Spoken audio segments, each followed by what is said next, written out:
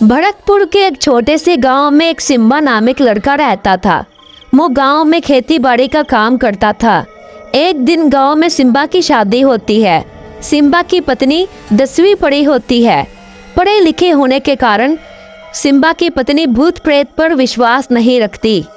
Simba के माता पिता ने सिम्बा की पत्नी को घर आने के बाद घर में कुछ भी मीठा बनाने से मना किया।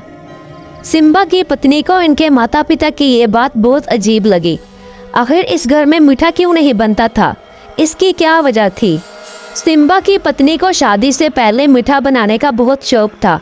वो भगवान जी को भी मीठा भोग में चढ़ाती थी। परंतु यहाँ तो मामला ही उलट था। इस घर में तो मीठा बनाने की इजाज़त ही नहीं थी। सिम्बा के माता पिता ने कोमल को मीठा बनाने से मना कर दिया। इस बात से सिम्बा की पत्नी कोमल बहुत परेशान हुई। वो अपने पति से इसके बारे में बात करते हुए, आज मुझे माँ जी ने घर में मीठा बनाने और मीठा खाने से मना कर दिया। हाँ कोमल, मैं ये बात तुम्हें बताना भूल गया। क्यों, ऐसी क्या बात है? आप लोग मीठा क्यों नहीं बनाते हो? अरे हमारे गांव में मीठा बनाना और मीठा खाना बिल्कुल मना है। अगर हमारे गांव में कोई मीठा बनाता है तो उसके घर एक अनहोनी हो जाती है। अरे ये कैसे हो सकता है कि सारे गांववासी मीठा बनाने और मीठा खाने से डरते हैं? अरे हाँ कोमल, हमारे गांव में मीठा बनाना बिल्कुल मना है। हमारे गांव में एक चुड़ैल का साया है। वो खाने में सिर्फ मीठा ही खाती है। उसे मीठा बहुत पसंद है। अगर गांव में कोई मीठा बनाता है तो वो उसको खुशबू आ जाती है और उसको पता चल जाता है। वो मीठा खाने के बहाने उस आदमी के घर आ जाती है और उस घर में कोई अनहोनी कर देती है। कोमल ये बात सुनकर जोर जोर से हंसने लगती है। अजी, आप लोगों ने बिना क्या कहानी बनाई हुई है। नहीं कोमल, ये एक सच्ची बात है। इस बात को मजाक में बिल्कुल भी ना लेना और इस बात का खास ध्यान रखना, हमारे घर में कभी मीठा ना बने और ना ही मीठा खाया जाए। हमारे घर में कोई भी अनहोनी नहीं होनी चाहिए। हाँ अजी, ऐसा कुछ नहीं होता और ना ही मैं इन बातों में विश्वास रखती हूँ। मेरी तो बचपन से ही आदत है। मैं सुबह उठकर पूजा करती हूँ और मीठा बनाकर भगवान जी को भी भोग में मीठा ही चढ़ाती हूँ। अरे कोमल, तुम्हें पूजा करने से कोई मना नहीं कर रहा। तुम भगवान जी को भोग में कुछ भी बनाकर चढ़ा देना, परंतु इस घर में मीठा नहीं बनना चाहिए और ना ही इस घर में मीठा आना चाहिए। हाँ जी ठीक है, मैं मीठा नहीं बनाऊंगी। कोमल सिम्बा को ठीक है तो बोल देती है, मगर वो अगली ही सुबह उठकर चुपके से थोड़ा सा हलवा बना लेती है।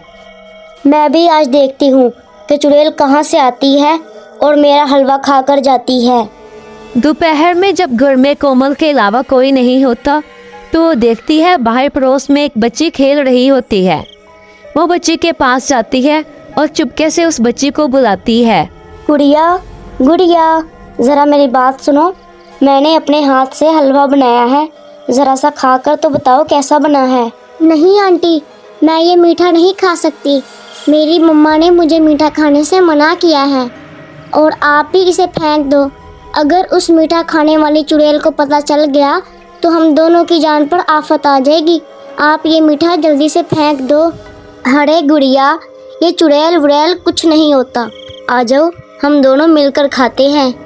कोमल की बात सुनकर गुड़िया को भी खाने का लालच आ जाता है। ठीक है आंटी, मगर आप इस बात के बारे में मम्मी को ना बताना। अरे गुड़िया, तुम बिल्कुल भी फिक्र मत करो, मैं ये बात किसी को भी नहीं बताऊंगी। गुड़िया कोमल का बनाया हुआ हलवा खा ही रही होती है, तभी चुड़ैल को मीठे की खुशबू आ जाती है।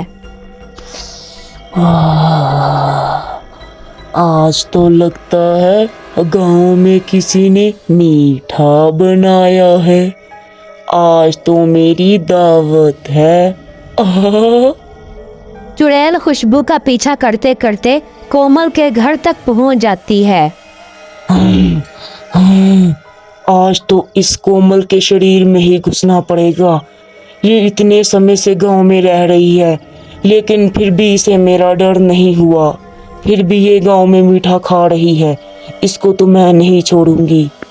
फिर वो चुड़ैल गुड़िया के शरीर में घुस जाती है।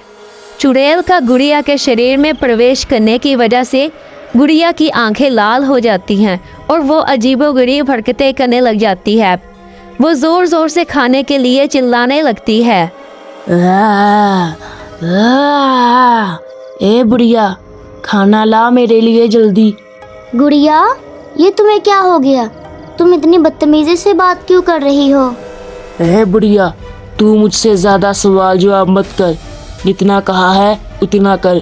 जा जल्दी से मेरे लिए मीठा लेकर आ, मुझे जलेबी खानी है। पूनम समझ आती है कि गुड़िया के अंदर चुड़ैल का साया है। गुड़िया ने कहीं से मीठा खा लिया है और उसके अंदर चुड़ैल आ गई है। गुड़िया मीठे के लिए चिल्ला रही होती है। मुझे जलेबी खानी है, रसगुल्ले खाने हैं, मुझे मीठा खाना है। कोमल ही अच्छी थी, मुझे छुप छुप कर मीठा खिलाती थी, मुझे हलवा खिलाती थी। पूनम समझ आती है कि गुड़िया को मीठा सिम्बा की नई नवेली दुल्हन ने खिलाया है। हाँ हाँ गुड़िया बेटा, तुम जल्दी से कमरे में बैठो, मैं फटाफट तुम्हारे लिए गर्मा गर्म जलेबी बनाकर लाती हूँ। हाँ, ये हुई ना बात। मेरे लिए जल्दी से गर्मा गर्म जलेबी बना कर ला, आज मैं मीठे से ही पेट भरूंगी। हाँ हाँ गुड़िया बेटा, तुम कमरे में बैठो, मैं जल्दी से तुम्हारे लिए गर्मा गर्म जलेबी बनाकर लाती हूँ। फिर पूनम गुड़िया को जलेबी खिलाने के बहाने कमरे में ले जाती है और कमरे का गेट बंद कर देती है। गेट खोल बुढ़िया, तुमने मुझे पागल बनाया है। मुझे मीठा खाना है, जल्दी से दरवाज़ा खोल। गुड़िया सारी रात दरवाज़ा बजाती रहती है लेकिन पूनम नहीं खोलती।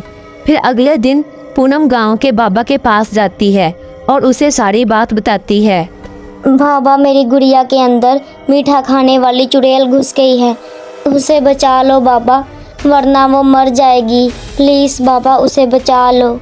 इस चुड़ैल ने तो नाक ही में दम कर रखा है। आए दिन किसी न किसी घर में अनहोनी करती रहती है चुड़ैल। इस चुड़ैल का तो आज ही कुछ करना पड़ेगा। बस बाबा जी, आप मेरी बेटी को बचा लो, उसे कुछ नहीं होना चाहिए। बिटिया, क्या तुम्हें ये पता है कि वो चुड़ैल उस गुड़िया के अंदर कैसे आई? जी हाँ बाबा जी, वो हमारे पड़ोस में सिम्बा की नई नवेली दुल्हन ने मीठा बनाकर मेरी गुड़िया को खिला दिया था। उस वजह से चुड़ैल ने मेरी बेटी के अंदर प्रवेश कर लिया है।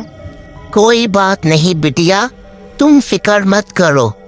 मैं समझ गया हूँ कि इस चुड़ैल के साथ क्या करना है। जी बाबा, बताइए क्या करना है। बिटिया, मैं तुम्हें गंगा जल दे रहा हूँ। तुम आज ही घर जाकर खाने में कुछ मीठा ही बनाना और मीठा बनाते हुए ये गंगा जल उसमें डाल देना और अपने घर के मंदिर में हनुमान जी को ये मीठा भोग चढ़ा देना और प्रसाद के रूप में अपनी बेटी को मीठा पेश करना। फिर देखना क्या होता है। ठीक है बाबा जी, मैं बिल्कुल ऐसा ही करूँगी। आपका बहुत बहुत शुक्रिया। फिर कोमल घर जाके मीठा बनाकर उसमें गंगा जल डालकर वो अपनी बेटी को देती है। गुड़िया, ये देखो बेटा, मैंने तुम्हारे लिए कितनी सारी गर्मा गर्म जलेबी बना दी। तुम्हें यही खानी थी ना? देखो। ए पागल औरत, तुमने मुझे कल कमरे में क्यों बंद कर दिया था? तुम्हें पता था ना मैं कल से भूखी हूँ। रुक जा, तुझे तो मैं अभी बताती हूँ, पहले मैं ये जलेबी खा लूँ। फिर गुड़िया जलेबी खाने लगती है मगर उसे ये पता नहीं होता कि ये मंदिर का प्रसाद है। जलेबी खाते ही चुड़ैल असली रूप में आ जाती है और चुड़ैल को आग लगने लगती है।